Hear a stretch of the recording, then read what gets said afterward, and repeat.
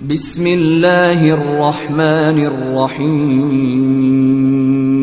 الحمدللہ رب العالمین والصلاة والسلام نبینا محمد وعلی آلہ وصحبہ اجمعین اما بعد وقال اللہ تعالی فی القرآن المجید والفرقان الحمید فاعوذ باللہ من الشیطان الرجیم بسم اللہ الرحمن الرحیم وما ارسلناک الا رحمۃ للعالمین۔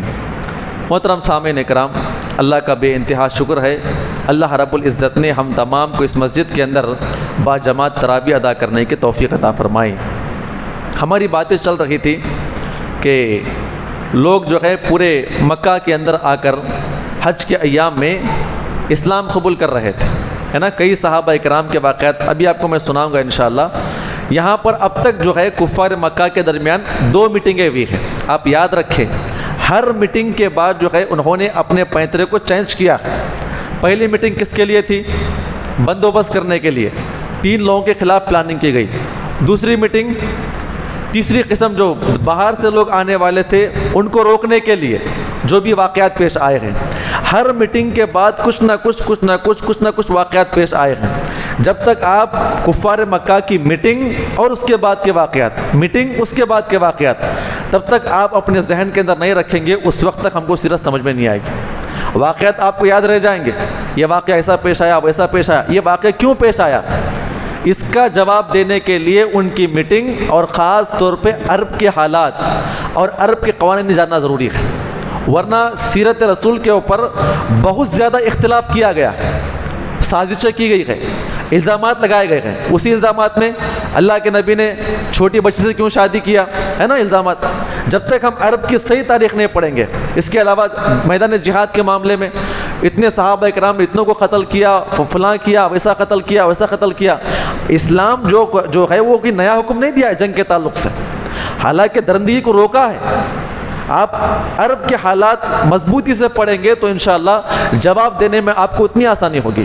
تو لہٰذا آپ کوشش یہ کریں کہ عرب کے حالات جیسے گزر رہے ہیں اس کے مطابق سیرت کو سمجھیں انشاءاللہ۔ ہم یہاں پر بیٹھ کر اگر ہم اپنے اعتبار سے سنیں گے، سوچیں گے تو ہم سیرت نہیں سمجھ پائیں گے۔ سیرت تو یاد ہو جائیں گی ہمیں، لیکن ہم صحیح طریقے سے جواب نہیں دے پائیں گے۔ لوگ جو ہے دور سے کیا ہے آ کر اسلام قبول کر رہے تھے، مکہ میں، اوکاس بازار میں، ذوالمجاز میں، مجنہ میں، جہاں پہ کاروبار کیا کرتے تھے، اور کاروباریوں کے ذریعے سے اسلام کی باتیں پورے دنیا کے اندر پھیلنے لگ گئی تھی، ہے نا۔ کوئی بھی یہ لوگ کرتے ہیں نا، ہمارا آدھا کام یہ کیا کر دیتے ہیں، آسان کر دیتے ہیں۔ کیا کہہ رہے تھے؟ ہمارے علاقے میں کون آیا ہے؟ ایک آدمی اپنے آپ کو نبی کہتا ہے، اس کے پاس آسمان سے کتابیں آتی ہیں۔ یہ کون کہہ رہے تھے؟ خود دشمن کہہ رہے تھے۔ لوگوں کو روکنے کے لیے 70-80% یہی خود خام کہے اللہ کے نبی کے بارے میں کر رہے تھے۔ اور جتنی چالیں اس دنیا کے اندر گڑی جاتی ہے، اس میں صرف اسلام کا منافع ہوتا ہے۔ شرط یہ ہے کہ ہم صحیح طریقے سے دیکھ لیں اسے۔ تو خیر، ایک اور صحابی رسول کے بارے میں ہمیں ذکر ملتا ہے جو کہ قبیلہ دوس کے رہنے والے، اپنے تمام لوگوں کے ساتھ حج کرنے کے لیے قبیلہ دوس سے آئے، اور یہ قبیلہ دوس کے بہت بڑے سردار تھے، اور ان کی وہاں پر حکومت چلا کرتی تھی، یہ فیصلے کیا کرتے تھے۔ اور اس قبیلے کے سب سے معزز اور سب سے باعقل آدمی یہی صحابی رسول تھے، جن کا نام کیا تھا؟ حضرت طفیل بن عمرو الدوسی۔ اب ان کے بارے میں تھوڑا آپ جان لیں، یہ بڑے اہم صحابی رسول ہیں۔ یہ جنگ میں ماہر تھے، تیر اندازی میں ماہر تھے، اور عرب کے گنے چنے بہادروں میں ان کا شمار ہوتا تھا۔ اور چوتھی بات بیان کی گئی ہے کہ یہ عرب کے گنے چنے شاعروں میں مشہور تھے، عربی زبان کے بڑے ماہر، عربی زبان کے ادیب تھے یہ، جسے انشا پرداز کہتے ہیں، جو شعر شاعری لکھ کر الگ پیتروں سے پیش کرنے والے، یہ بہت بڑے مشہور تھے۔ ان کی خوبی ایک اور چیز بیان کی گئی ہے کہ ان کے گھر کے اندر ہانڈیاں جو ہے ہمیشہ چولہے کے اوپر رہا کرتی تھی، ان کے بارے میں بتایا گیا ہے کہ ہمیشہ لوگ ان کے گھر کے اندر مہمان بنا کرتے تھے۔ کوئی آدمی اس علاقے کے اندر آیا، کھانا کہاں پر ہے، لوگ لا کے طفیل کے گھر پہ چھڑا کرتے تھے، ان کے گھر پہ کھائیے آپ، اور سب کے درمیان اعلان کر دیا تھا جو بھی کھانا ہے میرے گھر پہ آ کے کھا سکتے ہیں، اور ہمارے علاقے کے اندر کوئی بھی کیا ہے بھوکا نہیں سوئے گا۔ مسافر آتے، قافلے والے آتے، اور لوگ امن و امان حاصل کرنے کے لیے آتے، کچھ مشورہ طلب کرنے کے لیے آتے، کوئی معاملہ پیش کرنے کے لیے آتے، فوراً کھانے بٹھا دیا گیا، پہلے کھانا کھائیے بعد میں بات کریں گے۔ یہ بڑے مہمان نواز صاحب رسول تھے۔ عرب کی مہمان نوازی میں ان کا ایک اعلیٰ مقام تھا، اور ان کے قبیلے کی ایک دو خوبیاں بیان کی گئی ہیں۔ پہلی خوبی یہ ہے کہ ان کے قبیلے والے جو ہے پورے مضبوط قلعے کے اندر محفوظ تھے۔ یہ عرب کی ایک زمین کا خطہ میں آپ کے سامنے پیش کر رہا ہوں، کیونکہ آج اسی بیس پہ ہمارے کئی جو ہے قلعے بنے ہوئے ہیں۔ کیا معاملہ تھا؟ عرب کے اندر وہ قبیلہ، وہ علاقہ مضبوط مانا جاتا جس علاقے کو کیا ہے چاروں طرف سے دیواریں گھیر لی ہو، یعنی آبادی اپنے اندر ہو۔ مثال کے طور پر ہمارا یہ پورا علاقہ ہے، یہ کب مضبوط ہوگا؟ جب اس کے چاروں طرف سے کیا ہوں گے ہمارے لیے؟ دیواریں ہوں گی، قلعے ٹائپ دیواریں ہوں گی، اس کا ایک بڑا دروازہ ہوگا، اور دروازے میں داخل ہونے کے لیے سردار کی اجازت ضرور پڑا کرتی تھی۔ اور آج جتنے بھی ہمارے قلعے ہیں نا، جہاں تاریخی قلعے آپ دیکھ لیجئے، وہی معاملہ تھا۔ بادشاہ کا گھر، محل اپنی جگہ، قلعہ اپنی جگہ، پھر رہنے والے پورے گاؤں والے اپنی جگہ، اس کے بعد ایک بڑا دروازہ ہوا کرتا تھا، اسی بیس پہ بنا کرتے تھے۔ اور جس علاقے کو چاروں طرف سے یہ دیوار لگی کرتی تھی، اس کے لیے ایک مضبوط قلعہ ہوا کرتا تھا۔ ان کے بارے میں کہا کرتے تھے کہ ان سے جنگ کرنا مشکل ہے، اسے جنگ کرنا مشکل ہے۔ اور دوسری خوبی یہ ہے کہ چاروں طرف سے جو پانی ہے پہاڑوں سے بہہ کر کہاں پر آیا کرتا تھا؟ ان کے قبیلے میں آیا کرتا تھا، اور قبیلے کے پاس ایک بڑا بت کھڑا ہوا تھا جس کا نام کیا تھا؟ ذو الشرا۔ نام کیا تھا؟ ذو الشرا، یہ اس قبیلے کے بت کا نام ہے۔ اور جہاں پہ بت رکھا ہوا تھا ایک بڑا گڑھا انہوں نے کھود دیا تھا، اس زمانے کے اعتبار سے جو جھیل ٹائپ ہوتا ہے کھود دیا تھا۔ پہاڑوں سے پانی جب نیچے اترتا بت کو لگ کر وہاں جمع ہو جاتا تھا، تو لوگ کیا کرتے تھے؟ اس پانی کو تبرک کے لیے پیا کرتے تھے۔ ہے نا ہمارے پاس آج فلاں گوڑی کا پانی ہے، فلاں کا پانی ہے، فلاں درگاہ کے پاس کیا درخت لگا ہوا ہے، اس کا بابرکت ہوتا ہے، وہاں پر بنگلے وغیرہ لوگ کیا کرتے؟ باندھتے ہیں نا۔ تو اس زمانے کے اندر ان کا عقیدہ کیا تھا کہ جو پانی آسمان سے اتر کر بہہ کر اس بت کو لگ کر نیچے گرتا ہے، وہ پانی بڑا پاک ہوتا ہے۔ عبرت کے لیے لوگ پانی پیا کرتے تھے، بیمار ہے پانی پیا کرتے تھے۔ اور جس سے آج ہمارے پاس زمزم ہے نا، ویسا بابرکت ان کا پانی ہوا کرتا تھا۔ ان کا ایک عقیدہ یہ تھا کہ اگر کوئی انسان جو ہے اس پانی کے اندر کوئی داخل ہو جائے، تیرے یا نہ ہے، تو ان کے بارے میں ایک عقیدہ مشہور تھا کہ یہ بت ان کو ختم کر دیتا ہے۔ بجلی آسمان سے آتی ہے، اسے ہلاک و برباد کرتی ہے، لہٰذا کوئی بھی آدمی جو ہے اس کے قریب نہ جاتا، اگر جاتا تو بالکل پاؤں وغیرہ پڑتے ہوئے سجدہ کرتے ہوئے اس کا پانی پیا کرتا تھا۔ یہ ان کے حالات تھے۔ طفیل بن عمرو الدوسی یہ کہتے ہیں کہ میں اس بتوں کی پوجا کرنے والا، میرے پورے خاندان والے وہاں پر موجود تھے، اور جب میں وہاں سے حج کرنے کے لیے آیا تو سب سے پہلے وہی قافلہ ملا۔ کن کا؟ ابو جہل وغیرہ لوگوں کا۔ کہا کہ اے طفیل بن عمرو الدوسی، آپ کو ہم استقبال کرتے ہیں، آپ خوش آمدید اندر داخل کرتے ہیں۔ اس کے بعد کہتے ہیں کہ آپ کی طبیعت کیسی ہے، آپ کا سفر کیسا رہا۔ اصل بات آپ کو بتانی یہ ہے کہ ہم آج تک یہاں پر نہیں آئے ہیں، لیکن آپ کے استقبال کے لیے اس لیے آئے ہیں کہ ہمارے پاس ایک آدمی ہے جو کیا کہتا ہے؟ اپنے آپ کو نبی کہتا ہے۔ دیکھیے اللہ کے نبی کا پورا کام یہی کر رہے ہیں، اور جتنے بھی لوگ آ رہے تھے سب کو بتا رہے ہیں نبی بن چکے ہیں، نبی بن چکے ہیں، نبی بن چکے، بات مت مانے۔ حالانکہ اللہ کے نبی کچھ نہیں کر رہے تھے، اب قرآن سنانا صرف اللہ کے نبی کا کام تھا، اور جتنے بھی لوگ آتے تھے یہ دشمن پورا کام کر کے دیتے ہیں۔ لیکن ہمارے مسلمانوں میں کیا ہے؟ بس سنے اللہ کے نبی کے بارے میں کچھ برا کہا گیا ہے، ٹائر جلاتے ہوئے لوگوں کو کیا ہے ہڑتال کرتے ہوئے نظر آتے ہیں ہم لوگ۔ یہ سب ہماری بیوقوفی ہے۔ اس موقع کو اچھی غنیمت جان کر اگر آپ صحیح طریقے سے استعمال کریں گے، لوگ خود بخود اسلام میں داخل ہو جائیں گے۔ تو خیر طفیل بن عمرو الدوسی کہتے اتنا کہنے کے بعد میں اس آدمی سے بچ رہا تھا۔ جب بھی کعبۃ اللہ کے پاس آتا، طواف کرتا، وہاں پہ اللہ کے نبی نماز پڑھا کرتے تھے۔ ایک مرتبہ دیکھا کہ وہ نماز پڑھ رہے تھے، قرآن کی تلاوت کر رہے تھے، میں وہاں سے چھپ کر بھاگ رہا تھا۔ میرے دل کے اندر خیال آیا کہ طفیل تو اتنا بڑا آدمی ہے اور عرب کا گنا چنا شاعر ہے، عرب کے زبان سے تو واقف رکھنے والا ہے، تو ڈر کے یہاں سے بھاگ رہا ہے، بھاگنے کی کیا ضرورت ہے؟ پہلے سن تو لے اور ان کے بارے میں مان تو لے، جان تو لے، یہ کیا پیش کرتے ہیں؟ اگر اچھی بات لگی تو مان لیں گے ورنہ چھوڑ دیں گے۔ کہتے ہیں کہ میں نے اپنے کانوں سے روئی کو نکالا اور بالکل اللہ کے نبی کے قریب پیچھے جا کر بیٹھ گیا آپ کے کلام کو سننے کے لیے۔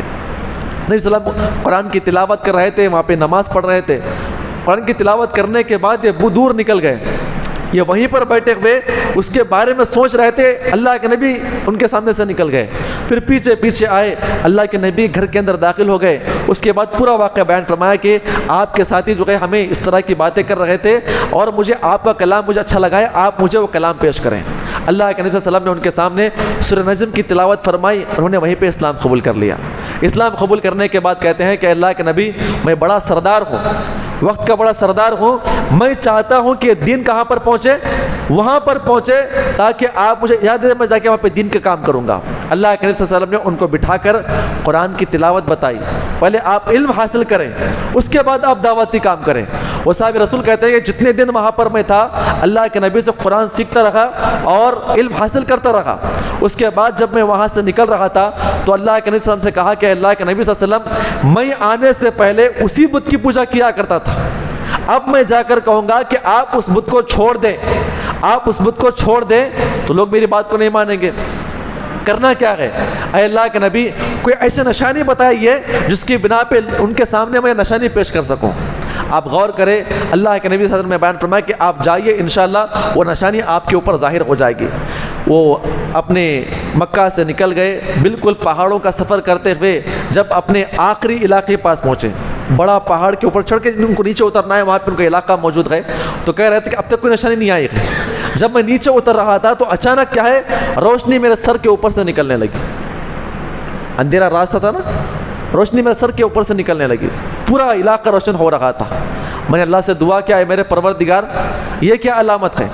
اگر میں ان کے سامنے روشنی پیش کروں گا یہ علامت ہے اللہ کے نبی آ چکے ہیں، لوگ میرا مذاق اڑائیں گے اور کیا کہیں گے کہ اے طفیل تو ہمارے معبودوں کو چھوڑنے کی بنا پر کیا ہوا ہے، تجھے یہ نشانی ملی ہوئی ہے اور یہ تیرے لیے عذاب کا باعث ہے. اے اللہ میں تجھ سے دعا کرتا ہوں کہ یہ روشنی میرے ماتھے سے نکل کے کہاں پر آ جائے، میرے لاٹھی کے اندر آ جائے. دعا کرنے کے بعد روشنی نکل کر سیدھا ان کے لاٹھی کے اندر آ جاتی ہے اور نکل گئے. آپ غور کریں، ان کو کہا جاتا ہے ذو النور. کیا کہا جاتا ہے ان کو؟ ذو النور. اس صحابی رسول کا ایک لقب ہے، نور والے صحابی. یہ اللہ تعالیٰ کی طرف سے نور دیا گیا تھا اور وہ جو ہے لاٹھی کے اندر آ کر پورا نور داخل ہو گیا. ہمیشہ نظر نہیں آتا تھا. جب بھی ان کے سامنے توحید کی بات کرتے کہ آپ توحید کو قبول کر لیں، بتوں کا انکار کرے، قوم پوچھتی کیا آپ کے پاس دلیل کیا ہے، لکڑی دکھاتے، اس کے اندر سے روشنی نکلا کرتی تھی. لوگ یقین نہیں کر پاتے تھے. خیر پہاڑ کے اوپر سے نیچے اتر کر جب اپنے قوم کے اندر داخل ہو گئے، باپ استقبال کرنے کے لیے آیا، کہا کہ دور رہیے آپ مجھ سے، آپ کافر ہیں میں مسلمان ہوں، آپ کا میرا رشتہ کچھ بھی نہیں ہے آج سے. کہا بیٹا کیا بات ہے؟ کہا کہ میں اسلام قبول کر چکا ہوں، میں دین کے اوپر داخل ہو چکا ہوں. کہا کہ میں بھی وہ دین قبول کر لوں گا. باپ نے استقبال کرنے کے لیے آیا تو وہ بھی دین قبول کیے.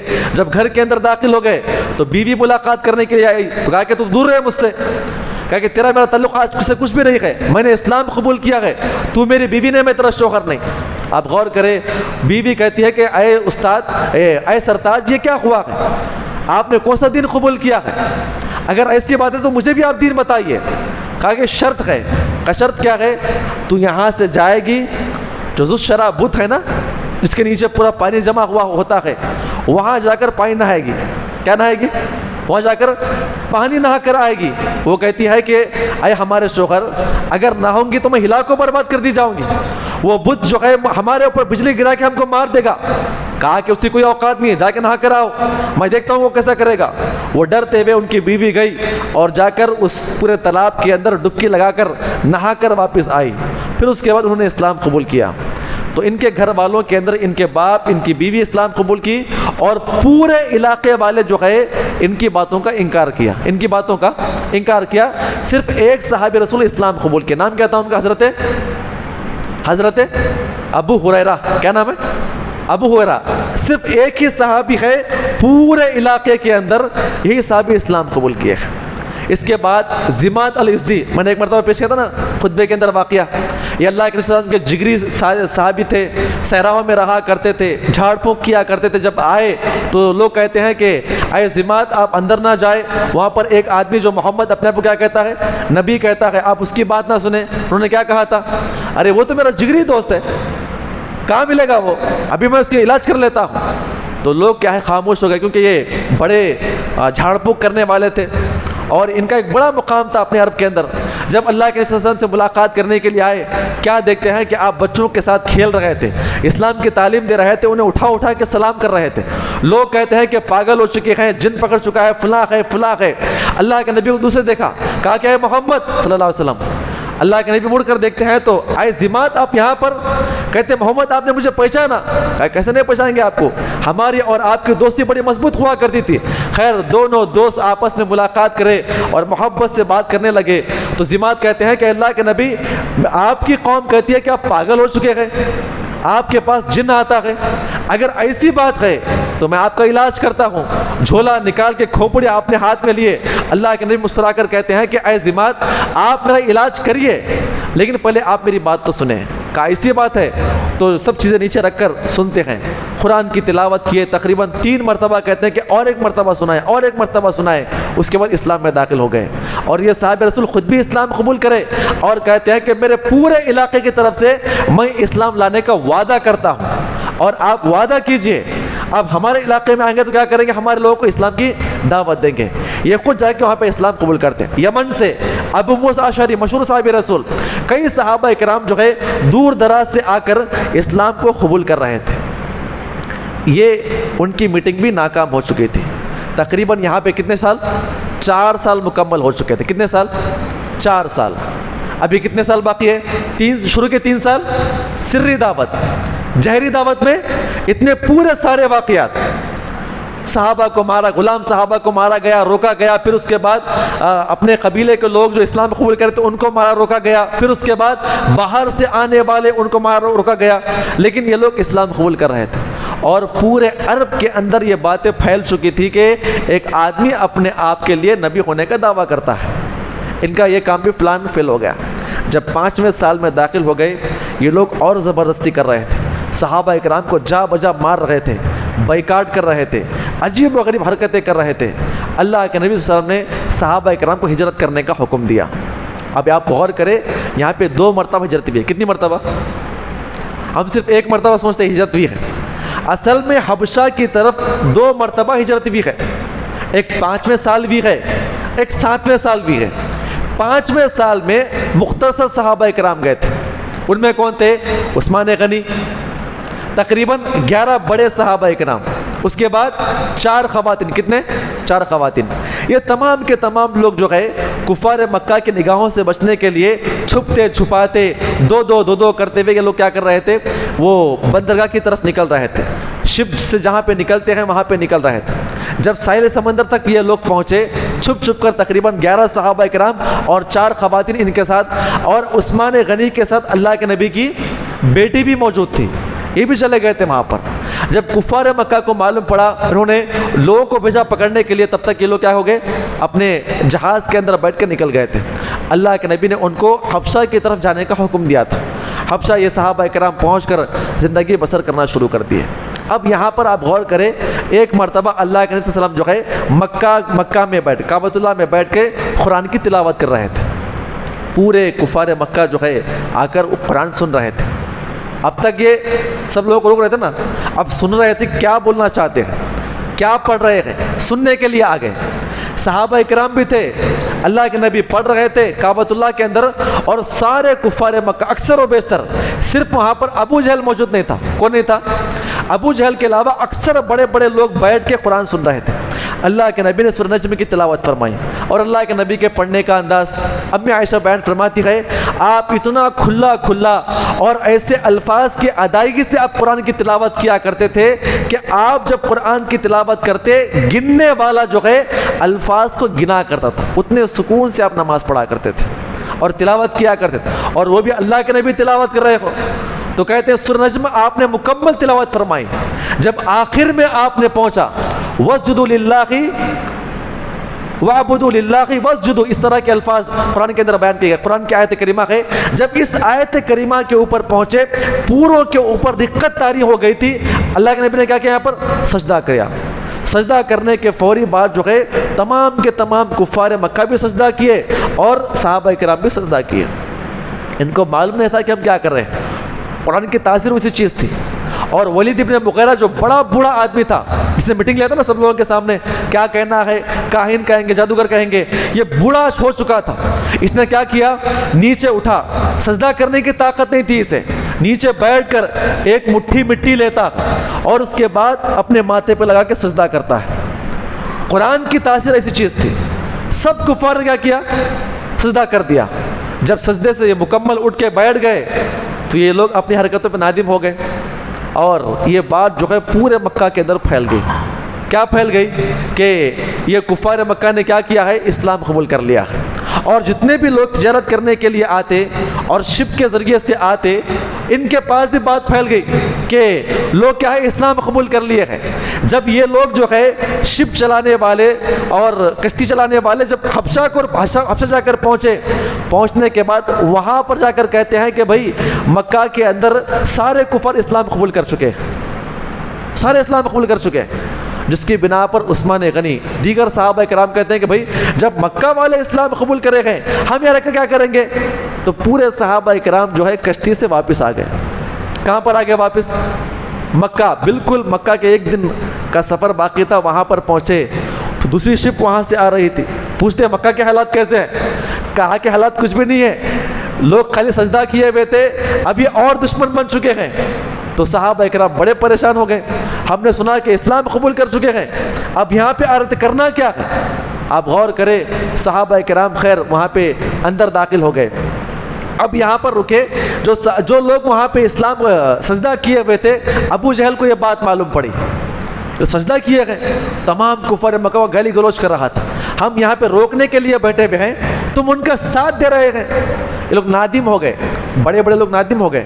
لیکن پورے مکہ میں عورتیں آپس میں باتیں کرتی، پورے مکہ میں یہ باتیں پھیل رہی تھی. اب ان کو جواب کیسے دیں گے؟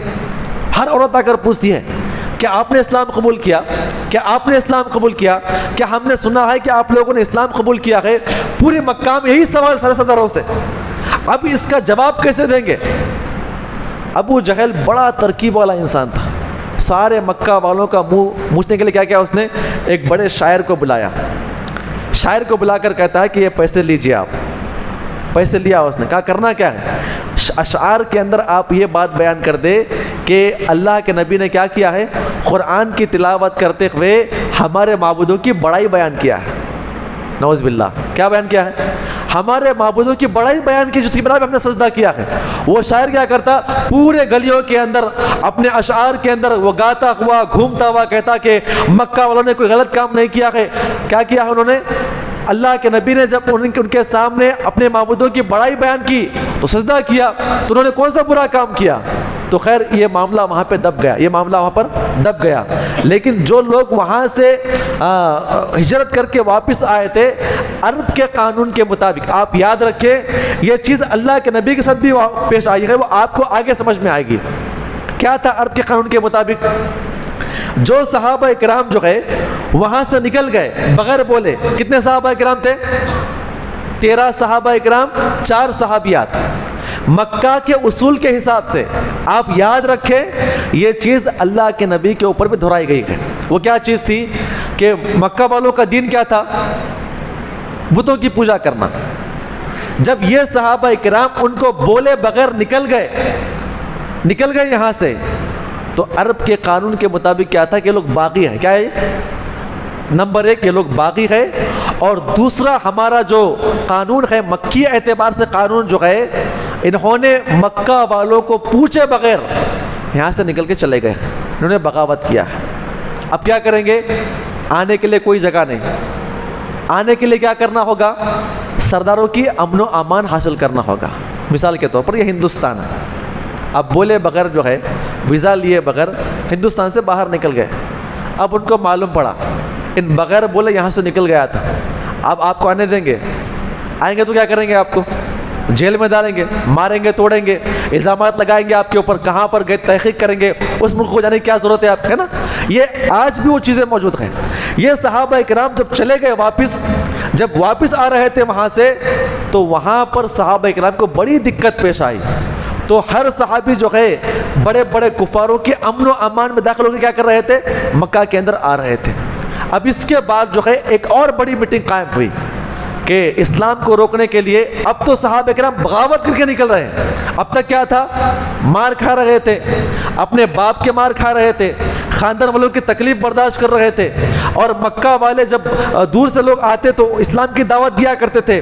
اب یہ لوگ باغی بن کر ہمارے پاس سے باہر نکل چکے ہیں. ان کا علاج کرنا ہوگا. کیا کرنا ہوگا؟ ایک بڑی میٹنگ قائم کی گئی. میٹنگ میں کیا ہوا اس کے بعد کے واقعات انشاءاللہ کل آپ کے سامنے پیش کیے جائیں گے. اللہ سے دعا ہے اللہ تعالی ہم تمام کو اس نے عمل کی توفیق عطا فرمائے. آمین. السلام علیکم ورحمۃ اللہ وبرکاتہ.